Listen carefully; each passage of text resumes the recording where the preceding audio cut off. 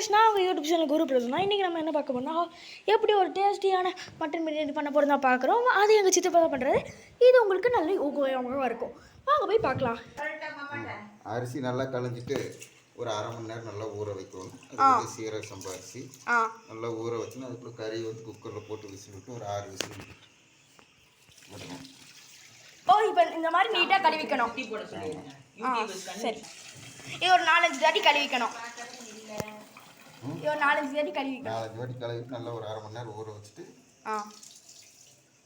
Okay. இப்போ mutton வேகிறதுக்கு எவ்வளோ நிமிஷம் ஆகும்? சுமார் மட்டன் வந்து 6 விசில் விடுவோம் குக்கரில். 6 விசில்.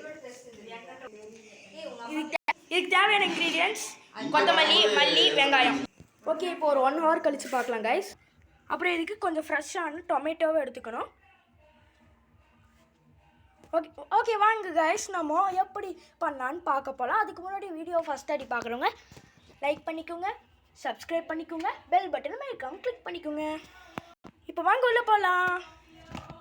இதுக்கு தேவையான அளவு மல்லி, கொத்தமல்லி இதெல்லாம் போட்டுக்கணும். அதிகமாக இருந்துச்சுன்னா எடுத்து வச்சுருங்க.